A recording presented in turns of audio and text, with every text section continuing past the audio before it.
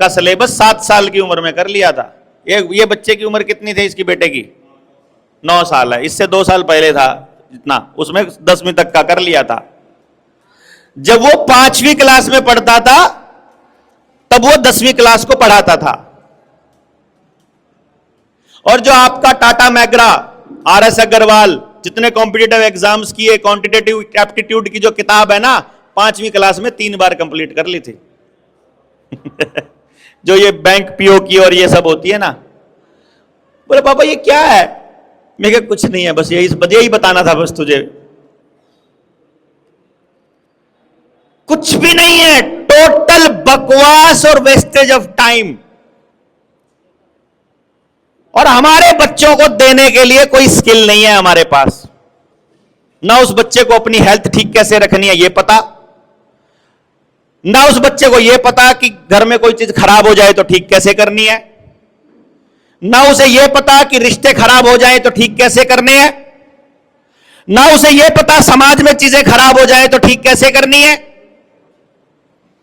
ना उसे यह पता कि मैं क्या हूं और मैं क्या करने के लिए आया हूं। परमात्मा ने अपना रूप बनाया था आपको, कंपनी के नौकर बनकर रह गए हम। बताओ पालतू कुत्ते हो गए, रुपए की बोटी के लिए दुम हिलाते घूमते हैं अपने मालिक के आगे पीछे, पैसे के चक्कर में ये हो गए हैं। बताओ, अपने आप को पहचान के उस परमात्मा से रूबरू होने का कोई सलीका ही नहीं है, कुछ सिखाया ही नहीं, किसी ने सिखाया ही नहीं। क्या करें, सिखाएगा कौन? अधिकारों की रक्षा करना वकील साहब सिखाएंगे। वकील साहब के पास समय नहीं है गांव में आके अपने अधिकारों को और संविधान को समझाने का। क्यों जी? भाई संविधान की रक्षा करना तो वकील सिखाए। किसके, कौन वकील आज गांव में जाके समझाता है तुम्हारे साथ अन्याय हो रहा है, मैं तुम्हें बताता हूं तुम्हारे क्या क्या अधिकार है। चक्कर क्या है, अगर इन वकील किसी को बता देगा तुम इन पर्सन खड़े हो सकते हो तो उनके पास कौन जाएगा भाई? अगर वकील बता देगा कि सिर्फ ज्ञान होना चाहिए, कुछ ही बोलो तुम, चलो लड़ाई लड़ लेंगे। और अगर वकील तुमको यह बता देगा कि कानून की किताब के हिसाब से फैसले नहीं होते हैं, जज के मूड के हिसाब से होते हैं, अगर यह सच्चाई बता देगा तो आपका न्याय पर से भरोसा ही ना उठ जाएगा क्या? डिस्क्रिटरी पावर है जी साहब की। बताओ, अगला घर से लुगाई से लड़के आया और आके डिस्क्रिटरी पावर में अगले को सजा सुना दे तो हो गया गड़बड़। और हमारे जैसा आदमी जज की आंख में आंख डाल के बात कर ले तो उसी दिन कंटेम्प्ट लगा देगा। फिर तो डिस्क्रिटरी पावर का क्या मतलब है भाई? लॉ ऑफ द लैंड से चलना चाहिए ना सिस्टम, कानून की किताब से चलना चाहिए। पहली तो बात हमको पता ही नहीं कानून की किताब आती कहां से, कौन बनाता है। और रॉकफेलर फाउंडेशन की बनाई हुई है, पता ही नहीं है आपको। क्योंकि जितनी भी कानून की भाषा है वकील साहब बताते हैं कि लीगलीज में लिखा जाता है ना जी जनाब, लॉ ऑफ द लैंड से नहीं चलता, सी के लॉ से चलता है। और सी के लॉ का मतलब यह है समुद्र का कानून, समुद्री लुटेरों ने बनाया था। और रॉकफेलर रॉथस्चाइल्ड के पुर के समुद्री लुटेरे थे, जो पायरेट्स की कहानियां पढ़ते हैं ना, वो सब रॉथस्चाइल्ड रॉकफेलर की फैमिलीज की कहानियां हैं।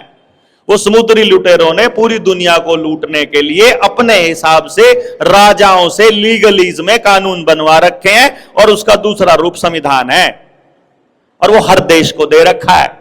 और प्रैक्टिकल करके देखना हो तो नेपाल चले जाओ, बहुत नजदीक है, कोई पासपोर्ट नहीं लगता, कोई पैसा नहीं लगता, अपनी गाड़ी से घुस सकते हो। और जाकर के गांव में पता कर लो कि भैया जी तुम्हारी दुर्गति कब से स्टार्ट हुई है। हिंदू राष्ट्र देश है। मैं हिंदू माता के बच्चों से बोल रहा हूं, कमलाबाई से। कमलाबाई पता है ना? महाराष्ट्र वालों को तो पता होना चाहिए यार। बाल ठाकरे साहब कमलाबाई बीजेपी वालों को बोला करते थे। याद आया ना? बीजेपी का कोई भी आदमी उसको कमलाबाई, आगे आओ कमलाबाई, ऐसा बोलते।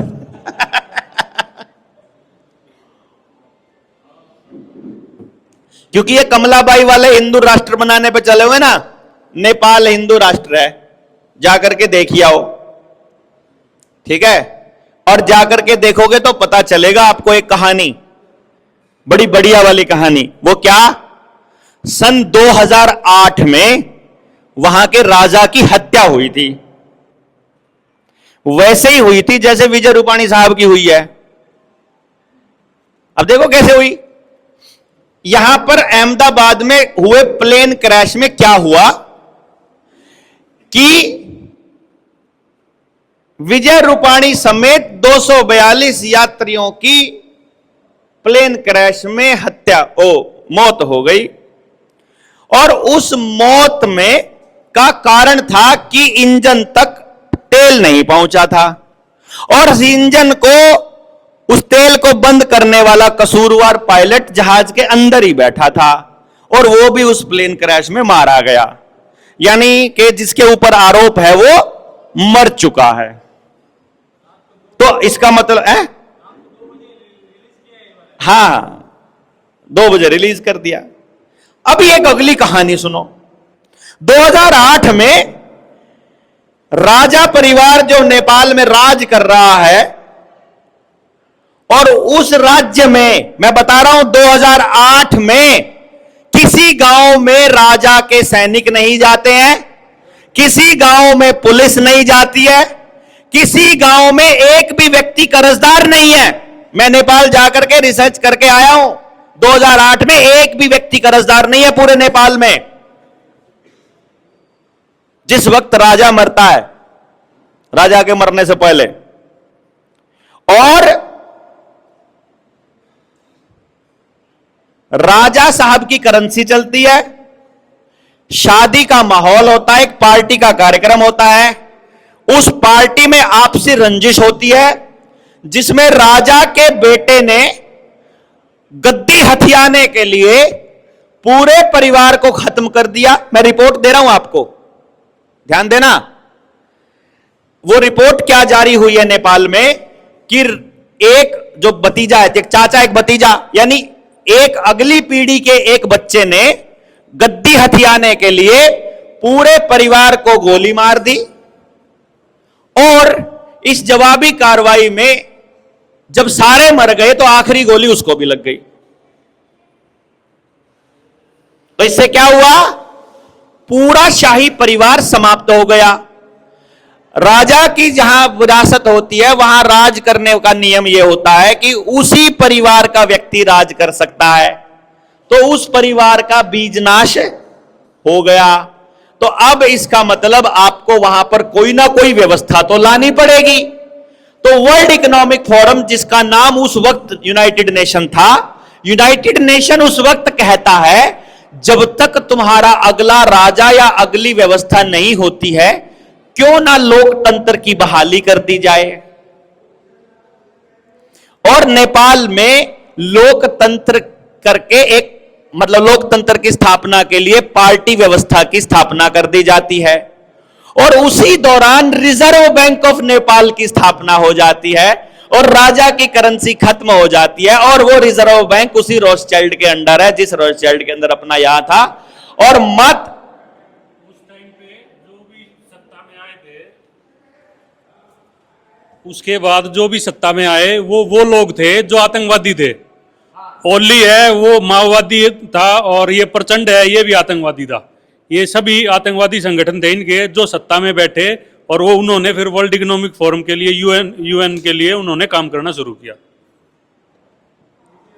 अभी क्या होता है, अब इससे अगली कहानी सुनो कि मात्र 15 साल में भारत को इस स्थिति में पहुंचने में 1934 से लेकर, रिजर्व बैंक वहां 1934 में बना है भारत में, 47 में आजाद नहीं हुआ होगा, तो 34 से लेकर अब 34 आने वाला है, तो करीब 90 साल, 91 साल।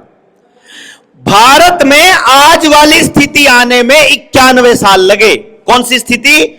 कि जब गांव का प्रत्येक किसान कर्जदार है, उसकी सारी जमीन बैंकों के पास नीलाम पड़ी है, लोगों के पास घरों में गोल्ड नहीं है और कर्ज चुकता नहीं कर पा रहे हैं और कर्ज की अदायगी के लिए घरों के गहने तक जो है वो गिरवी रखे जा चुके हैं। ये स्थिति में पहुंचने में भारत में 91 साल लगे। And for your kind information, Nepal में यही स्थिति आने में मात्र 15 साल लगे, क्योंकि तब तक वर्ल्ड इकोनॉमिक फोरम को